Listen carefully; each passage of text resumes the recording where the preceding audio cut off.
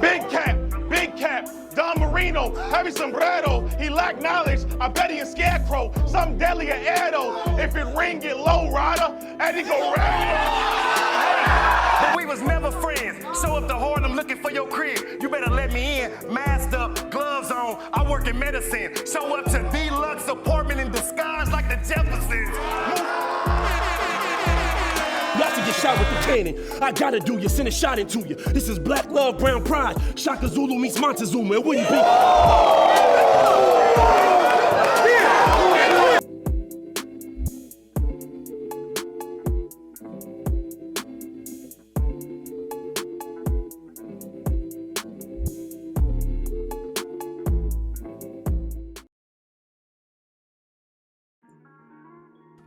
Hello, welcome back to Speak Our Language Show, and we are about to do a special episode in honor of Champion of the Year season, my favorite time of the year, COTY season. The reason why I'm doing this video is just because, for one, oftentimes we talk about, you know, if there was Champion of the Year this year, if there's Champion of the Year this year, such and such would have this award. And I kind of want to do my due diligence, a historical breakdown, or just a historical background on who had great years from 2010 to 2016 before, you know, Champion of the Year was here. We've had Battler of the Year before. I want to say 2014, 2015. We had battle rap outlets do that as well too, but I think that Champion of the Year has kind of incentivized battle rap on a whole different level. I think it's changed the landscape of the competitive nature of battle rap. So I just wanted to take the time to construct a list from 2010 to 2016 and kind of go over some of the more prominent battlers in those years. 2010 through 2013 will be top fives, and everything on will be top 10. So without further ado, we're going to hop into 2010.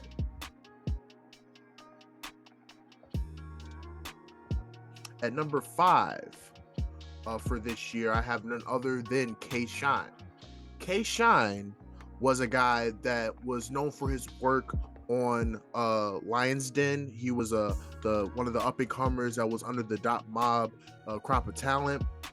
And this year, he had Shotgun Suge and he had Tay-Rock. Now, the Tay-Rock battle, you know what I'm saying, stood out a lot just because that's kind of what ushered in Tay-Rock, but it was also known for it being in like that little shop center right in the window. So the scenery was great, and I just think that it was prime K-Shine in that time period in regards to like that rapid flow, that aggression, the projection, and all that. But I think that what puts a cherry on top of that year is the Shotgun Suge performance, right? He took a little bit of a hiatus from URL. There was some discrepancy there, but he came back and had like a really great performance against Shotgun Suge. The performance against Shotgun Suge was just incredible. One of the more dominant performances you'll see from Shine early on in his career. I just think that those two performances, even though there's only 2 battles, those 2 performances were really, really top notch. And I think that when you talk about just having 2 outstanding battles, you know, in this particular year, it just stands out tremendously. So I have Shine at number 5. Nicky Big Niche! Larry Hoover! He holding heat, right? But he's not the shooter!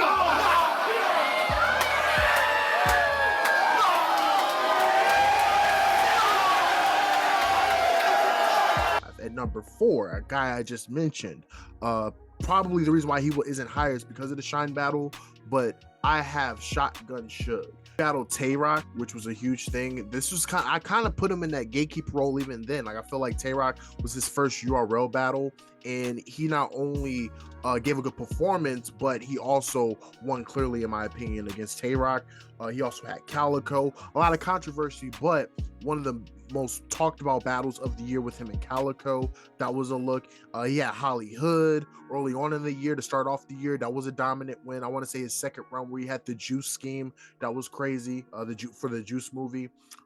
He had Heartless, which I feel like was his best performance all year, a dominant win. I think I put it in the top 5 performances of his career. I want to say it was at number 5 against someone that's a little bit more punch heavy. He was able to showcase just his aggression, delivery, and his ability to go bar for bar with Heartless as well too.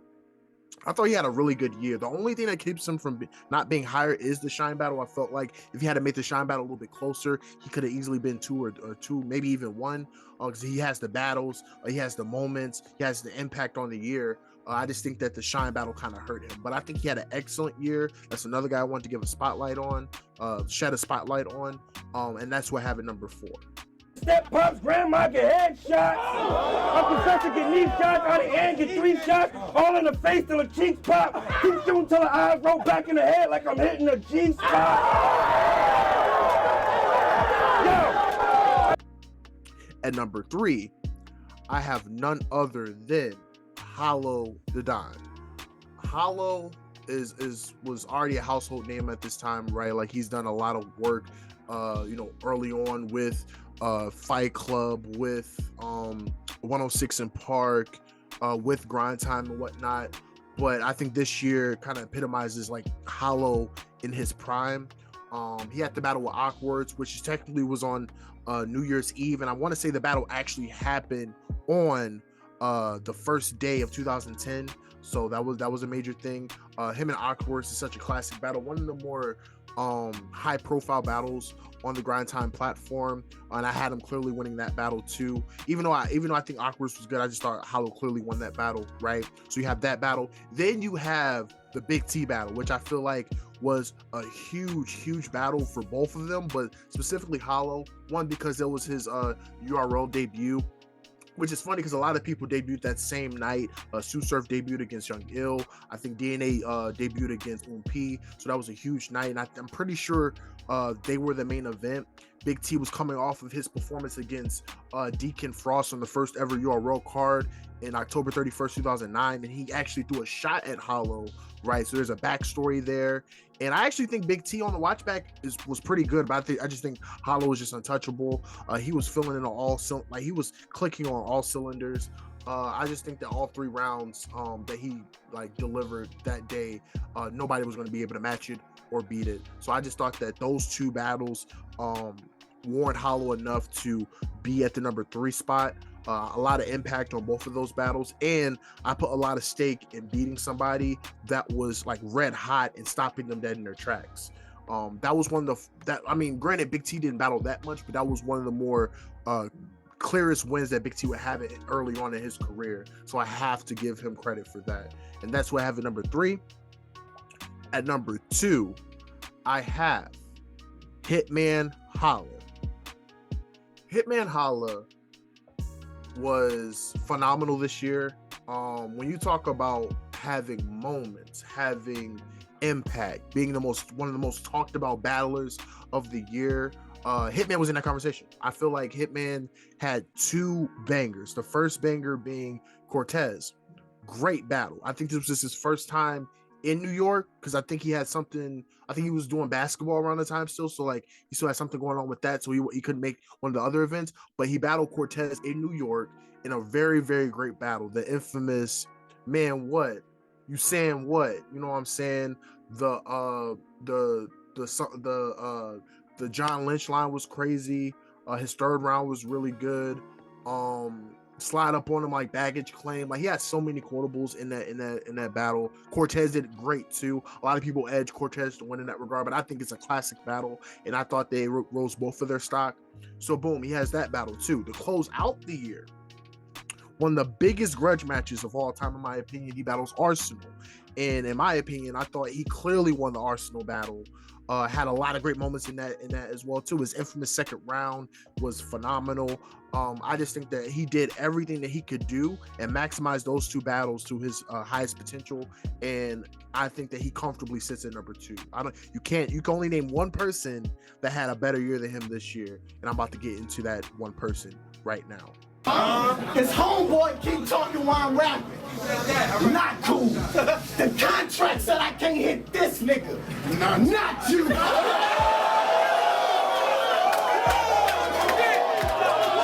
At number 1, we have none other than Soul Khan.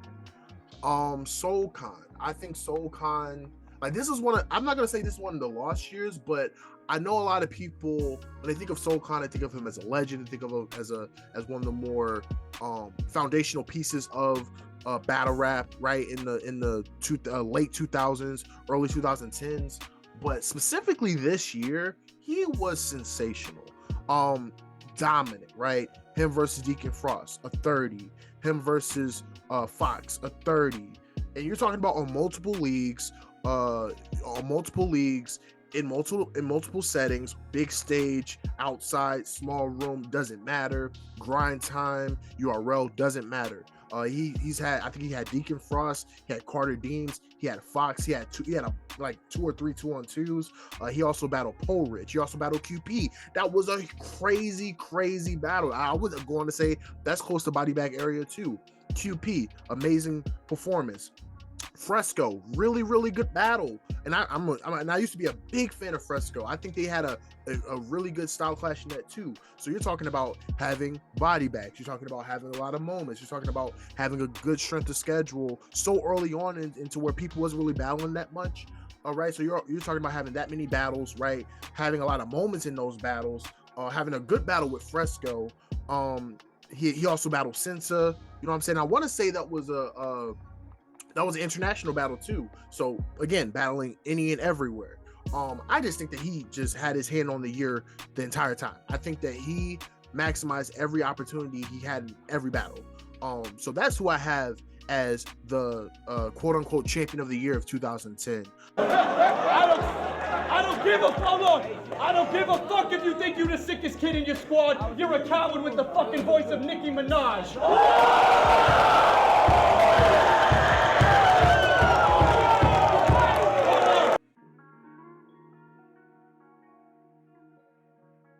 So let me start it off this way. At number 5, I have none other than X Factor.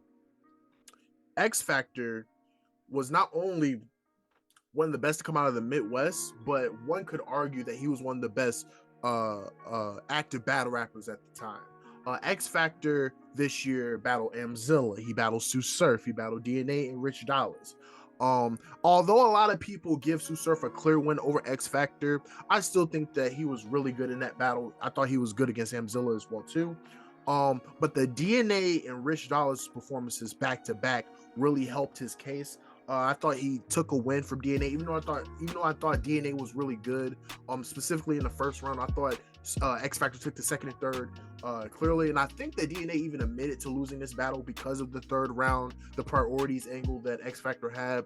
So again, great round. I thought he had a good win over DNA in that regard. And then the Rich Dollars battle, that's a clear 30. That's one of the more dominant body bags of all time in Detroit, in Michigan, right? So he's feeling really good. But the breakdown he had in that round too, I think is his third round.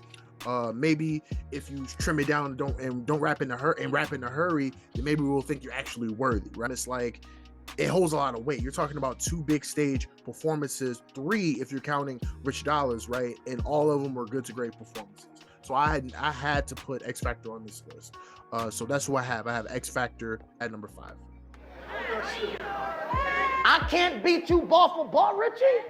Niggas, settle down. I'm from Detroit, where hustling's a profession. So for that work, they let off rounds. They carry Wessons, so they Will Smith you for 7 pounds. At number 4, I have Young Ill. What is there to say about Young Ill, man? Young Ill was such a major fan favorite around this time period. He had Rich Dollars as well too. This was a one-off event. I know back then a lot of people gave Rich Dollars the win in that battle. I personally had Young Ill, but I will say that Young Ill was probably the most talked about thing in that battle. The Stanky Yankee in the second round, classic, right? So moments there. The DNA battle, the floss, you should be used to these 1-minute rounds, crazy, you know what I'm saying, on the first gnome, you know what I'm saying? So he has those, right? To cap it all off, I know a lot of people tie this into 2012, but the battle actually happened in 2011. He had the classic 1-rounder with T-Rex. Not much to say. The new era cap scheme, I feel like a procrastinating pimp with this pistol. I ain't put my Mac down yet. Just classic lines, classic Young Ill. This is one of the greatest years of Young Ill's career. And I think that all that work that he did sits him comfortably at number 4. Cause that's what I've been around. I got 2 choppers for 60 seconds each. I'll let one pin them down. You from grind time, right? So you should be used to these 1 minute rounds. At number 3, another guy who was probably well established before this year, but him having another really good year, you know, at this point in time, Disaster. Disaster was excellent this year. I already mentioned he was a part of one of the biggest battles of all time. Him versus DNA, mega grudge match. Drake was there, hosted the battle, put money up. Great classic battle. Still watch it to this day. One of my favorite battles of all time. But he was also going up against Shotty Horror, Real Deal, Johnny Storm, QP, Caustic. He had the 2-on-2 versus Conceited and Ilmac. And Real Deal and Johnny Storm, he battled them in a tournament. And I forget the name of the tournament, but he had a judge win over Real Deal, if I'm not mistaken. It's just a lot. I think this kind of leads into another great year that he would have the following year. But as of right now, I sit Disaster at 3. I think that the DNA battle meant a lot. I think him being a part of the tournament that he was meant a lot. Battling Caustic, who was huge at that time period. The 2-on-2 with Conceited to Ilmac. I feel like he has enough work. I feel like he has enough impact. I feel like he has a lot of moments. Speaking of the DNA battle, his first round was one of my favorite rounds of his career. So I just think that you're talking about one of the better years in Disaster's career. So that's what I have at number 3. You motherfuckers ain't shit to me. They say karma's a bitch. For you, it's probably dentistry, because the part of your mouth that's missing is only a reflection of what's scarring you mentally. So the gap between your teeth exists merely as an object of imagery to distract you from the real gap between us, and that's bars and delivery. At number 2, I have Tsunami Surf. Sue Surf, Free the Wave, by the way. Sue Surf had 3 bangers. Boom. Comes out of his situation, battles X Factor on the First Gnome. Great performance. Had him winning that battle clearly. First Gnome. Boom. Shifts over to K Shine. Another grudge match. First ever Summer Madness. Big stage. Has another good performance. I know a lot of people gave Shine the win then. I have Surf winning that battle 2nd and 3rd in a really, really good battle. Then he closes the year. It was supposed to be on a big stage. It ends up being in the shop due to circumstances, but him and Big T to close out the year. Classic battle. One of the best small room battles of all time. One of my favorite battles of all time. One of my favorite Surf performances of all time. Really, really love that battle from him. He gave us 3 great battles, 3 great performances, all have replay value and all have a lot of impact. I think that he comfortably sits at number 2. The only reason why he's not number 1 is because I feel like the person that is number 1 not only has the moments, the impact in a classic battle, but I think he has clear wins on top of all those things. 238, both damn hands. Slide doors, 6 doors in a damn van. For the pebbles, that go bam bam. If we 40 deep, that's 49ers. San Fran. At number 1, I have Calico. Calico had 3 amazing performances. Him versus K Shine, phenomenal. Him versus Math, sensational. Him versus Arsenal, top notch. The K Shine battle, right? The moment with we ride with it on our lap, crazy. Clear win over K Shine. Math Hoffa, dominant body bag on the first SM. Crazy. Probably the best performance of the night on that card. And then Arsenal in Detroit, main event. I know it's a lot of controversy behind that, but if you strip away the controversy, another clear win. Better lay down and act dead. Another crazy bar, another crazy moment. He had his hand on this year. If he doesn't have a year like this, he doesn't go on to see Loaded Lux in 2012. That's just keeping it short and plain. I feel like there's no one else that had a better year than Calico this year. Like I said, Surf was close. Disaster had a lot of work too, but I personally feel like Calico was champion of the year in 2011. Trap dead. I hustle every fucking day so I can stack bread. You a snitch, probably get on the case and attach feds. But when that max spread is gonna hit back head, and if you don't die, you better lay down and act dead.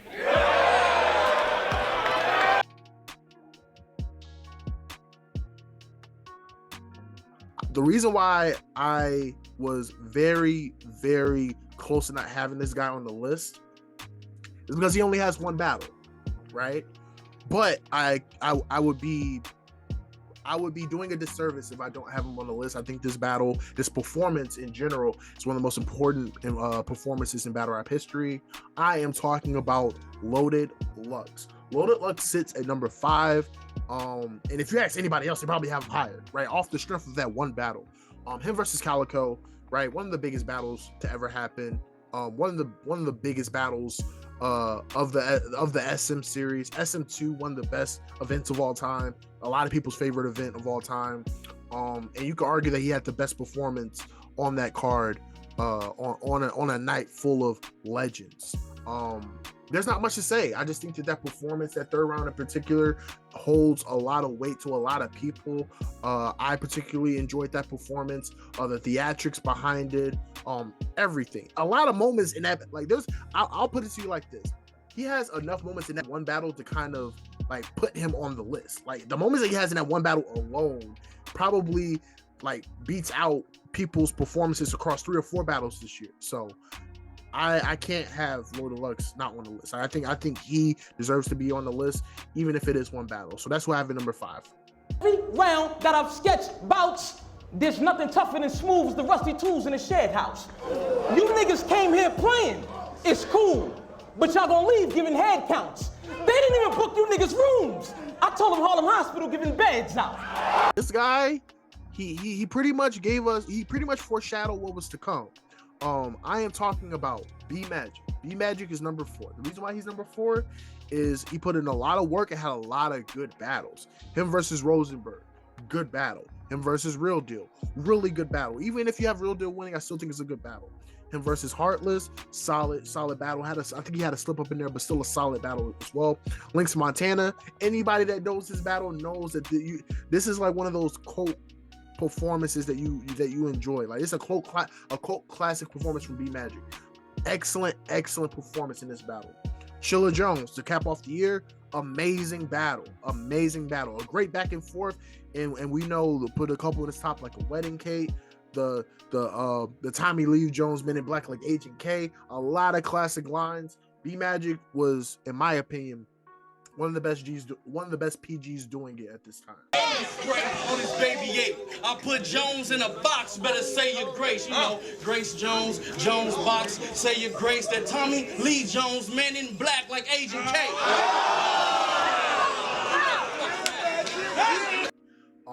But ironically enough, I have another PG who's just right above him. I have JC. JC had 10 battles. He was working his tail off, but the prominent battles that I want to point out is his battle versus Chilla Jones, right? Classic battle, one of the best battles of all time. Like, in my opinion, you can't name 2 battles better than that. You can't. It's low key. Sometimes it's 1, sometimes it's 2, sometimes it's 3 for me. Like it's that great of a battle, but classic battle. There's not a battle better than that happened in 2012, in my opinion. It just wasn't. So you have that battle. You have the battle against Snow. Had the battle against Young Cannon. Him and Young Cannon was one of the better battles on the Gnome 2 card that was in Chicago. So just want to throw that snippet out there. He also had Lynx. He also had Lynx Montana. He also had Blackheart Adonis. Him and Young Ill. Okay, that's the slight disappointment. I feel like that battle could have been a lot better. But even when you look at the work, his material, the hand he had on this year and having one of the best battles of the year, I feel like he comfortably sits at number 3 with having that classic battle, with being extremely active, and with having some of the best material all year. So I have JC at number 3. Hey, what you gonna flip and spaz out? Bitch, don't try us. It's 4 niggas in each car with about 6 more riders. We heavy armed like Precious. Extend more fire. The wrong turn, the yak all in your back seat. I'm Pinky Limo drivers.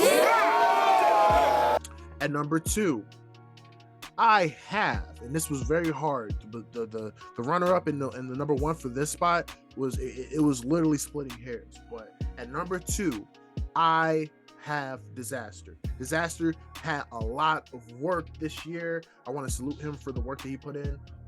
But I do think that the guy that was above him have a little bit more impact, and I'll go into that later. But the only two things I have to talk about for Disaster this year is him winning the chain against Porridge and him beating Cannabis the way he did.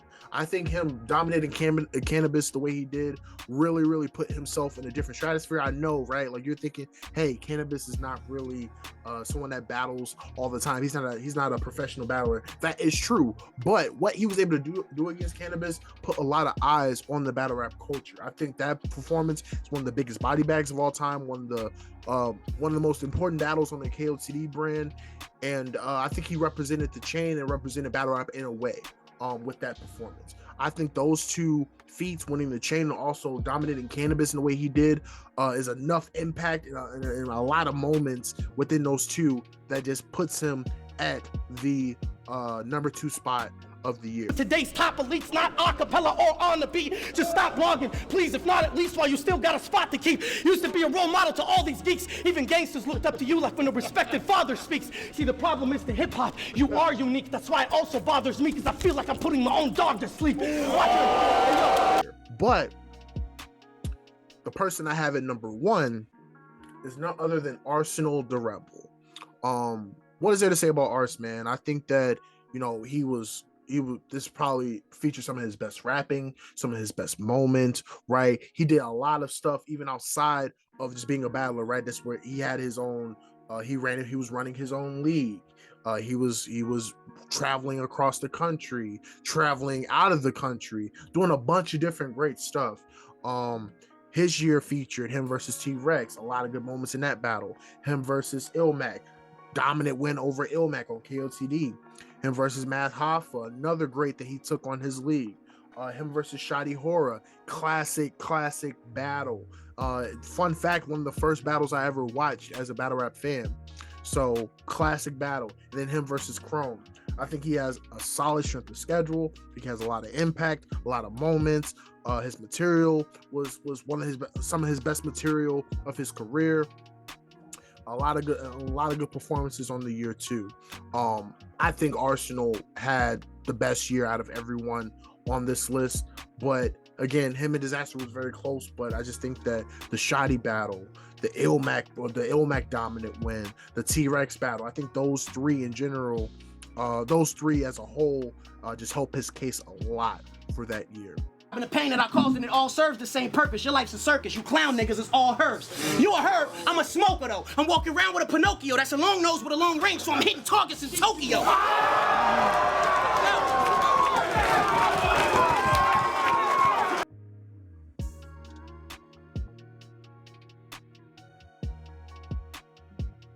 To start off, the 5th spot, I have A Verb, his first ever mention on the list.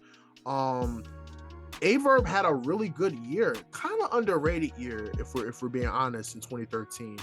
His year consisted Cortez, Disaster, and Arsenal.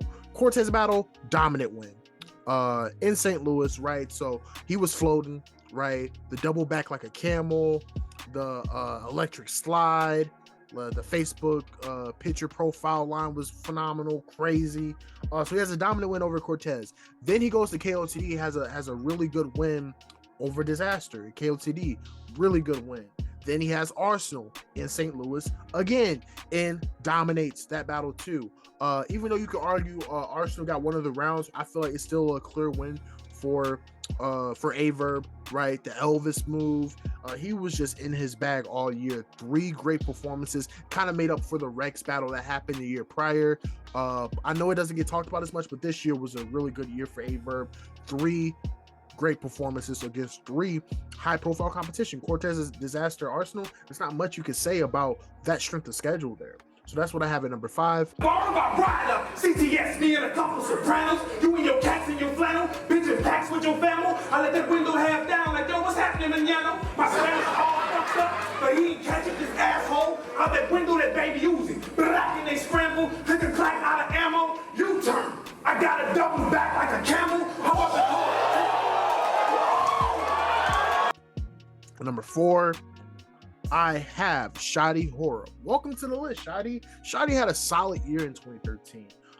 He also has 3 battles, right? He has Nestle, Daylight, and Math Hoffa. Now, Daylight and Math Hoffa are the 2 that really help him. Thought him and Math Hoffa was a good battle. I thought his performance against Daylight was another one on UW that really impressed me as well too. And he has a good battle with Nestle. Really good performances. I think that it was really good that Shotty Horror was able to bounce back from the Arsenal situation and come back and have a really good year. But another situation where he has 3 battles, 3 good performances. Not much you can say about that one. Gorilla wall, mission to kill them all. Bullets will be flying from the window to the wall. 2 teams flanking him, pistols in the paws. C4 backpack sticking to the dog. Say it again. Should I say that? Say it again. At number 3, I have none other than Mr. Ill Will. Ill Will had a really good year, and there's one battle that keeps him from being even higher. Because you're talking about him being a UFF winner. So in the UFF, he had Danger Zone, Lotta Zay, right? Really great performances. Then you talk about him versus Tay Rock, him versus B Magic. Now the Tay Rock battle, I know a lot of people say, hey, that's a dominant win for Tay Rock, so that hurts him a lot.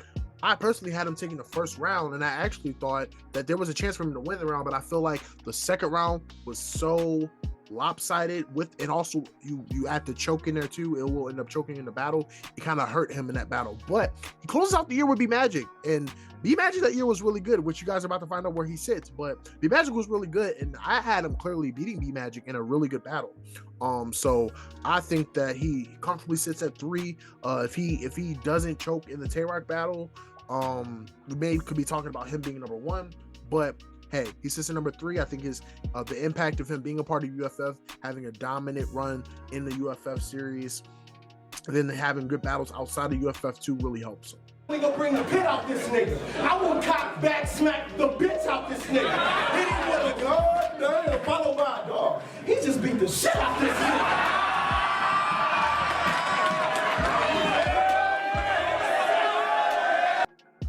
At number 2, I have none other than Mr. Tay Rock. This is where the Tay Rock run starts to creep up a little bit.